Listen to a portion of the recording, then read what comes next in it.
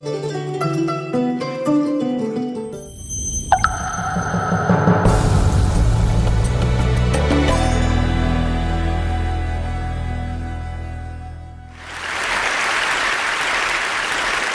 a professional troublemaker. As my job is to critique the world, the shoddy systems, and the people who refuse to do better. As a writer, as a speaker, as a shady Nigerian, I feel like my purpose is to be this cat. I am the person who's looking at other people like, I need you to fix it. That is me. I want us to leave this world better than we found it. And how I choose to affect change is by speaking up, by being the first, and by being the domino. For a line of dominoes to fall, one has to fall first, which then leaves the other choiceless to do the same. And that domino that falls, we're hoping that, okay, the next person that sees this is inspired to be a domino. Being the domino for me looks like speaking up and doing the things that are really difficult, especially when they're needed, with the hope that others will follow suit. And here's the thing. I'm the person who says what you might be thinking, but dare not to say. And a lot of times people think that we're fearless. The people who do this, we're fearless. We're not fearless. We're not unafraid of the consequences or the sacrifices that we have to make by speaking truth to power. What happens is we feel like we have to, because there are too few people in the world willing to be the domino, too few people willing to take that fall. We're not doing it without fear. Now let's talk about fear. I knew exactly what I wanted to be when I grew up. I was like, I'm going to be a doctor. Dr. Luvvie was the dream. I was Doc McStuffins before it was a thing. And I remember when I went to college, my freshman year, I had to take Chemistry 101 for my pre-med major. I got the first and last D of my academic career. So I went to my advisor and I was like, okay, let's drop the pre-med because this doctor thing is not going to work because I don't even like hospitals. So let's just consider that done for. And that same semester, I started blogging. That was 2003. So as that one dream was ending, another was beginning. And then what was a cute hobby became my full-time job when I lost my marketing job in 2010. But it still took me 2 more years to say, I'm a writer. 9 years after I had started writing before I said, I'm a writer, because I was afraid of what happens without 401ks, without, how am I going to keep up my shoe habit? That's important to me. So it took me that long to own this thing. That was what my purpose was. And then I realized fear has a very concrete power of keeping us from doing and saying the things that are our purpose. And I was like, you know what? I'm not going to let fear rule my life. I'm not going to let fear dictate what I do. And then all these awesome things started happening, and dominoes started to fall. So when I realized that, I was like, okay, 2015, I turned 30. It's going to be my year of do it anyway. Anything that scares me, I'm going to actively pursue it. So I'm a Capricorn. I like my feet solidly on the ground. I decided to take my first ever solo vacation, and it was out of the country to the Dominican Republic. So on my birthday, what did I do? I went zip-lining through the forest of Punta Cana. And for some odd reason, I had on business casual. Don't ask why. And I had an incredible time. Also, I don't like being submerged in water. I like to be, again, on solid ground. So I went to Mexico and swam with dolphins underwater.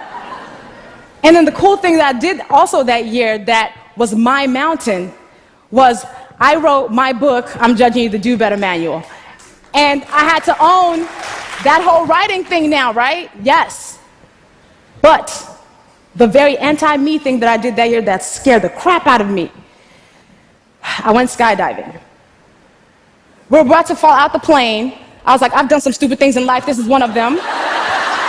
And then we come falling down to earth, and I literally lose my breath as I see earth. And I was like, I just fell out of a perfectly good plane on purpose. What is wrong with me? But then I looked down at the beauty and I was like, this is the best thing I could have done. This is an amazing decision. And I think about the times when I have to speak truth. It feels like I am falling out that plane. It feels like that moment when I'm at the edge of the plane and I'm like, you shouldn't do this. But then I do it anyway because I realize I have to.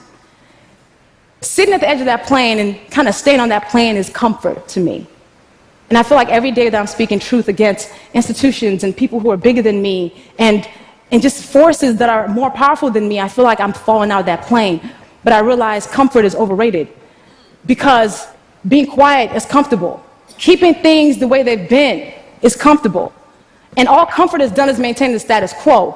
So we've got to get comfortable with being uncomfortable by speaking these hard truths when they're necessary.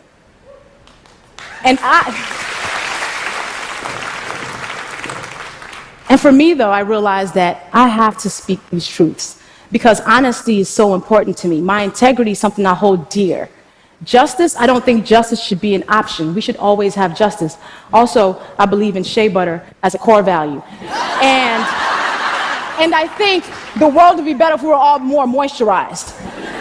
But besides that, with these as my core values, I have to speak the truth. I have no other choice in the matter. But then people like me, the professional troublemakers, should not be the only ones who are committed to being these dominoes who are always falling out the planes or being the first one to take this hit. People are so afraid of these acute consequences, not realizing that there are many times when we walk in rooms and we are some of the most powerful people in those rooms. We might be the second most powerful, third most powerful. And I firmly believe that our job in those times is to disrupt what is happening. And then if we're not the most powerful, if two or more of us band together, it makes us powerful. It's like co-signing the woman in the meeting, you know, the woman who can't seem to get her word out, or just making sure that other person who can't make a point is being heard. Our job is to make sure they have room for that. Everyone's well-being is community business. If we made that a point, we'd understand that for the times when we need help, we wouldn't have to look around so hard if we made sure we were somebody else's help. And there are times when I feel like I have taken very public tumbles and falls. Like a time when I was asked to speak at a conference, and they wanted me to pay my way there. And then I did some research and found out the white men who spoke there got compensated and got their travel paid for. The white women who spoke there got their travel paid for. The black women who spoke there were expected to actually pay to speak there. And I was like, what do I do? And I knew that if I spoke up about this publicly, I could face financial loss. But then I also understood that my silence serves no one. So I fearfully spoke up about it publicly, and other women started coming out to talk about, I too have faced this type of pay inequality. And it started a conversation about discriminatory pay practices that this conference was participating in. I felt like I was the domino the time I read a disturbing memoir by a public figure and wrote a piece about it. And I knew this person was more powerful than me and could impact my career. But I was like, I gotta do this. I gotta sit at the edge of this plane, maybe for 2 hours. And I did. And I pressed publish and I ran away. And I came back to a viral post and people being like, oh my God, I'm so glad somebody finally said this. And it started a conversation about mental health and self-care.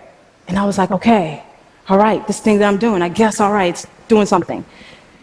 And then so many people have been the domino when they talk about how they've been assaulted by powerful men. And it's made millions of women join in and say, me too. So shout out to Tarana Burke for igniting that movement.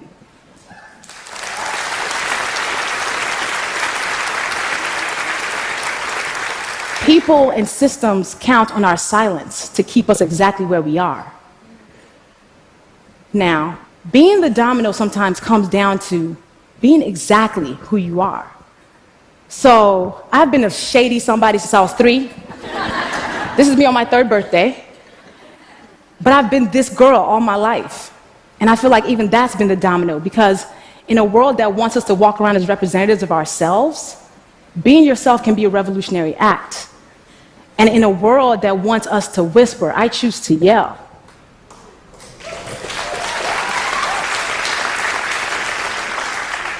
When it's time to say these hard things, I ask myself 3 things. 1, did you mean it? 2, can you defend it? 3, did you say it with love? If the answer is yes to all three, I say it and let the chips fall. That's important. That checkpoint with myself always tells me, yes, you're supposed to do this. Telling the truth, telling thoughtful truth should not be a revolutionary act. Speaking truths of power should not be sacrificial, but they are. But I think if more of us chose to do this for the greater good, we'd be in better spaces than we are right now. Speaking of the greater good, I think we commit ourselves to telling truths to build bridges to common ground. And bridges that aren't based on truth will collapse. So it is our job, it is our obligation, it is our duty to speak truths of power, to be the domino. Not just when it's difficult, especially when it's difficult. Thank you.